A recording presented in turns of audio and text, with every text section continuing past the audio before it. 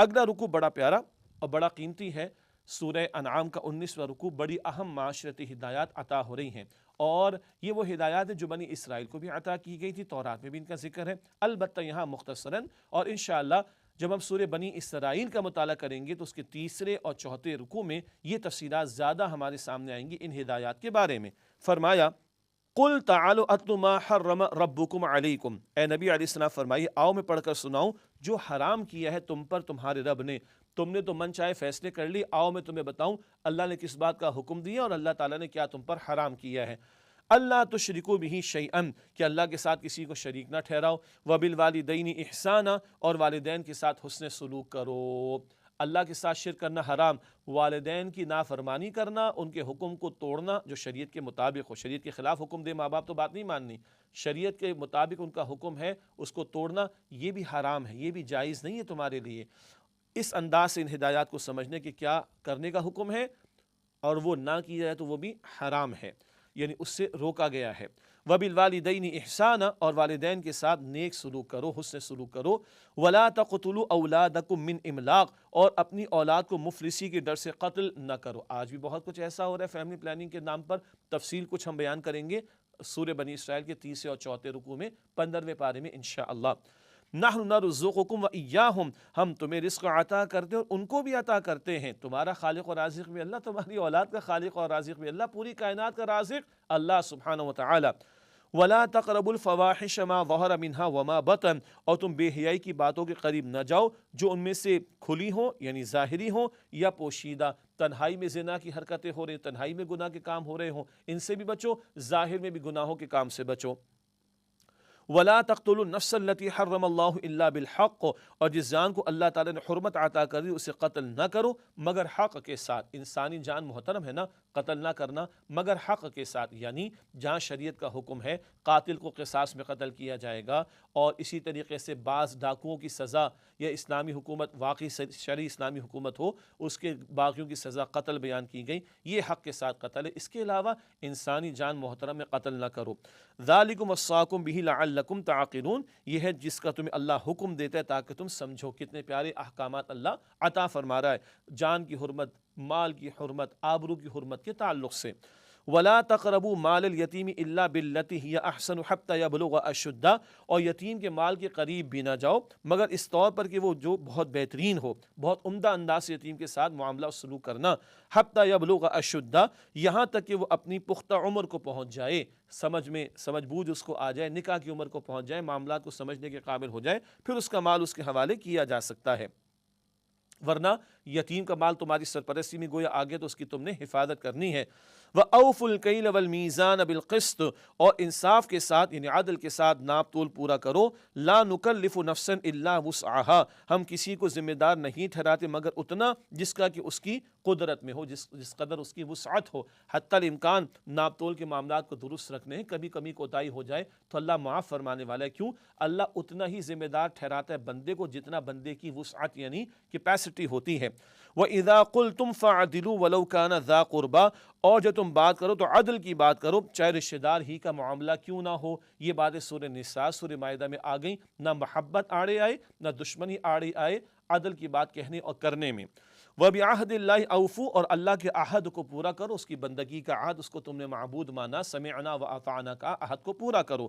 ذَلِكُمْ وَصَّاكُمْ بِهِ لَعَلَّكُمْ تَذَكَّرُونَ، یہ اللہ تعالیٰ نے تمہیں حکم عطا فرمایا تاکہ تم نصیحت حاصل کرو۔ آگے ارشاد ہوا وَأَنَّ هَذَا صِرَاطِ مُسْتَقِيمًا فَاتَّبِعُوهُ، اور یہ کہ یہ میرا سیدھا راستہ ہے بس اسی پر چلو۔ وَلَا تَتَّبِعُوا السُّبُلَ فَتَفَرَّقَ بِكُمْ عَنْ سَبِيلِهِ، اور دوسرے راستوں پر نہ چلو کہ وہ تمہیں اس راستے سے ہٹا دیں گے۔ ذَلِكُمْ وَصَّاكُمْ بِهِ لَعَلَّكُمْ تَتَّقُونَ، یہ ہے جس کی وصیت اللہ نے تمہیں فرمائی تاکہ تم تقوی اختیار کرو۔ یہ وصیت کا ذکر اس مقام پر 3 مرتبہ آیا، پچھلی آیات میں آیت 151، 152، 153 میں۔ چنانچہ علماء نے لکھا کہ یہ وصایا ہیں رسول اللہ کی صلی اللہ علیہ وسلم، جو اللہ کے رسول کی وصیتوں کو پڑھنا چاہے ان آیات کو پڑھے، اور ان آیات میں اللہ نے 10 اہم ہدایات عطا فرمائی ہیں جو 10 کمانڈمنٹس آف توراہ کے نام سے بھی مشہور ہیں، تورات کے احکام 10۔ ان کا مزید تفصیلی بیان سورہ بنی اسرائیل آیت نمبر 3 اور 4 میں انشاءاللہ تعالی ہم آپ کے سامنے رکھیں گے۔ اللہ تعالیٰ نے ہدایات پر عمل کی توفیق، اور اس آیت میں ذکر آیا صراط مستقیم پر چلو، اس کے سوا اور راستوں کی طرف جاؤ گے وہ تمہیں صحیح راستے سے ہٹا دیں گے۔ اللہ ہم سب کو صراط مستقیم کی ہدایت اور اس پر مزید استقامت نصیب فرمائے۔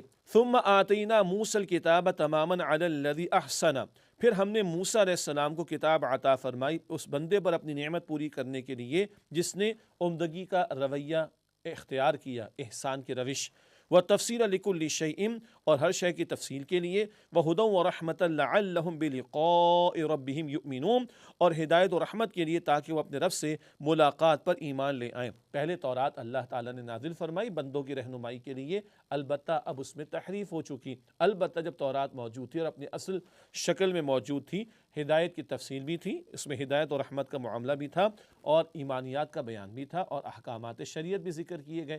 البتہ اب تورات ویلڈ کتاب نہیں ہے کیونکہ اس میں تبدیلی ہو چکی، چنانچہ اب آخری کلام اور محفوظ کلام قرآن کریم کا تذکرہ۔ وَهَذَا كِتَابٌ أَنزَلْنَاهُ مُبَارَكٌ فَاتَّبِعُوهُ، اور ہم نے یہ کتاب نازل فرمائی ہے برکت والی ہے، بس اس کی اتباع کرو، وَاتَّقُوا لَعَلَّكُمْ تُرْحَمُونَ، اور تقوی اختیار کرو تاکہ تم پر رحم کیا جائے۔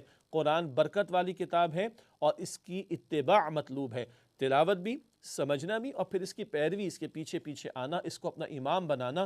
اللہ تعالی ہمیں اس کی توفیق عطا فرمائے، اور فرمائے کہ تقوی اختیار کرو، گناہوں سے بچو، لعلکم ترحمون، تاکہ تم پر رحم کیا جائے۔ ان تقولوا انما انزل الکتاب علی طائفتین من قبلنا، کہیں تم یہ نہ کہو کہ ہم سے پہلے دو گروہوں پر کتاب اتاری گئی، وَإِن كُنَّا عَن دِرَاسَتِهِمْ لَغَافِلِينَ، اور بے شک ہم تو اس کے پڑھنے پڑھانے سے بے خبر تھے۔ نہیں، اب اللہ نے کتاب دے دی ہے، پچھلی کتابیں یہود و نصارہ کو ملی، اب آخری کتاب آ گئی ہے، مشرکین مکہ بہانے نہ بنائے، رہنمائی کا سامان کر دیا گیا۔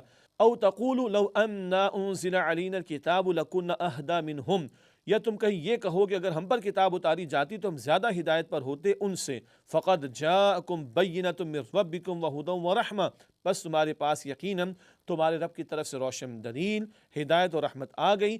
فمن اظلم ممن کذب بآیات اللہ وصدف عنہا، بس اس سے بڑا ظالم کون ہوگا جو اللہ تعالیٰ کی آیات کو جھٹلائے اور ان سے منہ موڑے۔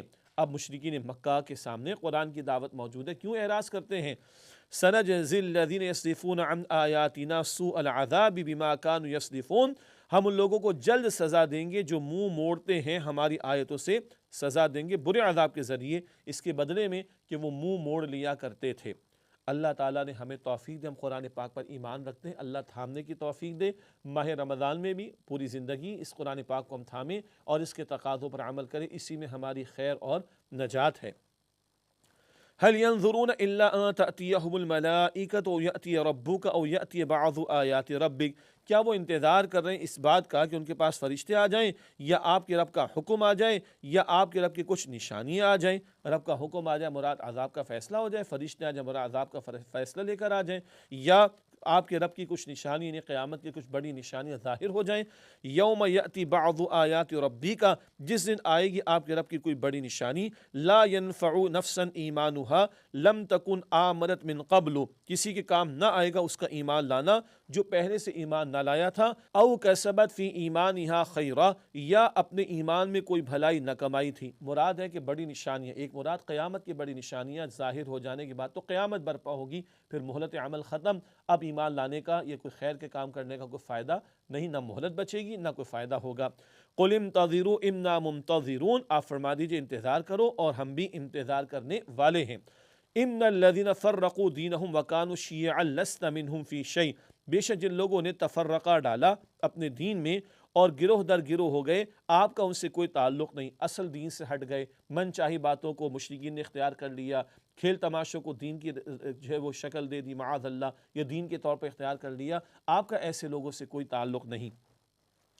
انما امرهم الی اللہ ثم ینبئہم بما کانوا یفعلون، ان کا معاملہ فقط اللہ سبحانہ وتعالیٰ کے حوالے ہے، پھر وہ اللہ انہیں بتا دے گا جو وہ کیا کرتے تھے۔ من جاء بالحسنۃ فلہ عشر امثالھا، جو کوئی نیک عمل لے کر آئے گا اس کے لیے اس کا 10 گنا اجر ہوگا، یہ کم از کم ہے، اور 700 گنا اس سے بڑھ کر بھی اللہ عطا فرمائے گا۔ سورہ البقرہ آیت 261 میں یہ ذکر تھا، یہاں کم از کم ہے ایک نیکی کا اجر کم از کم 10 گنا۔ وَمَنْ جَاءَ بِالسَّيِّئَةِ فَلَا يُجْزَى إِلَّا مِثْلَهَا وَهُمْ لَا يُظْلَمُونَ، اور جو کہ برائی لے کر آئے گا تو وہ بدلہ نہیں پائے گا مگر اسی کا کہ جو اس نے برائی کی ویسا ہی بدلہ ملے گا۔ وَهُمْ لَا يُظْلَمُونَ، اور ان پر ظلم نہیں کیا جائے گا، نیکی کا اجر کئی گنا، بدی کا بدلہ اتنی ہی سزا۔ اگلی آیات بہت قیمتی، بڑی جامع اور آخری آیات ہے سورہ انعام کی۔ اگلی آیات میں صراط مستقیم کی وضاحت عطا ہو رہی ہے۔ قل اننی ہدانی ربی الی صراط مستقیم، اے نبی فرما دیجیے علیہ السلام، بے شک مجھے میرے رب نے سیدھے راستے کی طرف رہنمائی عطا فرمائی ہے۔ دینا قیما ملت ابراہیم حنیفہ، درست صحیح دین، ابراہیم علیہ السلام کی ملت یعنی طریقہ جو کہ یکسو ہو جانے والے تھے ایک اللہ کی طرف۔ وما کان من المشرکین، اور وہ مشرکین میں سے نہیں تھے۔ یہاں بتایا جا رہا ہے صراط مستقیم کیا ہے؟ دین قیم۔ یہاں صراط مستقیم کے تعلق سے دو باتیں ہیں، دینا قیما یعنی درست قائم دین، اس کی وضاحت سورہ بینہ میں آخری پارے میں ہے۔ وہاں ذکر ہے کہ وما امروا الا لیعبدوا اللہ مخلصین لہ الدین حنفاء ویقیموا الصلاۃ ویؤتوا الزکاۃ وذلک دین القیم، اللہ ہی کی اطاعت کرنا، بندگی کرنا اخلاص کے ساتھ، نماز قائم کرنا، زکوٰۃ ادا کرنا، یہی درست دین ہے۔ نماز زکوٰۃ تک دین محدود نہیں، پوری زندگی میں اللہ کی اطاعت، یہ دین کا تقاضا۔ اور ملت ابراہیم بار بار ہم نے جانا، البقرہ آیت 131 131، جو حکم رب کا ہے سامنے جھکا دو، تو کامل طور پر اپنے آپ کو ان ٹوٹیلٹی اللہ کے سامنے جھکا دینا، یہ ہے صراط مستقیم۔ اللہ ہر آن اپنی بندگی کی توفیق ہم سب کو عطا فرمائے۔ ابراہیم علیہ السلام کا ذکر ہے، حنیفہ، یکسو ہو کر ایک اللہ کے ہو رہنے والے تھے۔ وما کان من المشرکین، اور وہ مشرکین میں سے نہ تھے۔ قل، اے نبی علیہ السلام فرما دیجئے، ان صلاتی و نسکی و محیای و مماتی للہ رب العالمین، بے شک میری نماز اور میری قربانی اور میرا جینا اور میرا مرنا سب اللہ کے لیے جو تمام جہانوں کا رب ہے۔ یہ ہے اصل بات۔ ساری زندگی کا حاصل کیا ہو؟ مقصود اول، مطلوب اول، محبوب اول اللہ تعالیٰ کی ذات، پرائرٹی نمبر 1 ہمارے لیے اللہ کی ذات۔ میری زندگی کا مقصد تیرے دی کے سرفرازی، میں اسی لیے مسلمان، میں اسی لیے نمازی۔ یہ الفاظ ہم پڑھتے ہیں قربانی کے جانور ذبح کرتے وقت بھی، حدیث میں بھی دعا آتی ہے، اور یہ کلمات بھی ادا کرتے ہیں، ان صلاتی و نسکی و محیای و مماتی للہ رب العالمین، بے شک میری نماز، میری قربانی، میرا جینا، میرا مرنا سب اللہ رب العالمین کے لیے ہے۔ اللہ یہی روش پوری زندگی ہمیں اختیار کرنے کی توفیق عطا فرمائے۔ وَبِذَلِكَ أُمِرْتُ وَأَنَا أَوَّلُ الْمُسْلِمِينَ، اور مجھے اسی کا حکم دیا گیا اور میں اول مسلم یعنی فرما بردار ہوں۔ قل، اے نبی علیہ السلام فرما دیجئے، اغیر اللہ ابغی ربا وہو رب کل شیء، کہ میں اللہ کے سوا کوئی اور رب تلاش کروں، حالانکہ ہر شے کا رب تو وہ اللہ سبحانہ وتعالی ہے۔ ولا تکسب کل نفس الا علیہا، اور ہر شخص جو کچھ کمائے گا اس کا ذمہ بھی اسی پر ہوگا، نیکی کرے گا اجر وہی پائے گا، گناہ کرے گا وبال بھی اسی پر آئے گا۔ ولا تزر وازرۃ وزر اخری، اور کوئی بوجھ اٹھانے والا کسی دوسرے کا بوجھ نہیں اٹھائے گا، یعنی ہر ایک کو اپنا جواب خود دینا ہے۔ ثم الى ربکم مرجعکم فینبئکم بما کنتم فیہ تختلفون، پھر تمہیں اپنے رب کی طرف لوٹنا ہے، پھر وہ تمہیں بتا دے گا اس کے بارے میں جس میں تم اختلاف کیا کرتے تھے۔ وَهُوَ الَّذِي جَعَلَكُمْ خَلَائِفَ الْأَرْضِ وَرَفَعَ بَعْضَكُمْ فَوْقَ بَعْضٍ دَرَجَاتٍ، اور وہ اللہ ہی ہے جس نے تمہیں زمین میں خلیفہ بنایا۔ یہاں خلائف، خلیفہ کی جمع، ایک معنی خلافت دے کر بھیجا، اور ایک معنی خلیفہ کا جانشین بنایا، ایک کے بعد دوسرا چلا آ رہا ہے۔ ایک اللہ نے نمائندگی دے کر تمہیں زمین پر بھیجا، اور ایک کے بعد دوسرا، دوسرے کے بعد تیسرا، زمین پر لوگ چلے آ رہے ہیں۔ اور وہ اللہ ہے جس نے تمہیں زمین میں خلیفہ بنایا اور تم میں سے بعض کے درجات بعض پر بلند کیے، لیبلوکم فیما آتاکم، تاکہ اللہ تمہیں اس میں آزمائے جو اس نے تمہیں دیا ہے۔ یعنی کسی کو مال زیادہ، کسی کو کم، اختیار زیادہ، کسی کو کم، یہ کیا ہے؟ دے کر بھی اللہ آزما رہا ہے، کم دے کر بھی آزما رہا ہے۔ دنیا امتحان کا مقام۔ ان ربک سریع العقاب، بے شک آپ کا رب جلد سزا دینے والا ہے۔ وانہ لغفور رحیم، اور بے شک وہ اللہ یقیناً بہت بخشنے والا، نہایت رحم فرمانے والا ہے۔ اللہ کی دونوں شانوں کا بیان ساتھ ساتھ آتا ہے، سزا دینے والا بھی ہے اور وہ غفور اور رحیم بھی ہے۔ اسی لیے حدیث شریف میں آیا، الایمان بین الخوف والرجاء، ایمان خوف اور امید کی درمیانی کیفیت کا نام ہے۔ اللہ یہی کیفیت ہم سب کو عطا فرمائے۔ الحمدللہ، اسی کے ساتھ سورہ انعام کا مطالعہ اللہ تعالیٰ کی توفیق سے مکمل ہوا۔ اب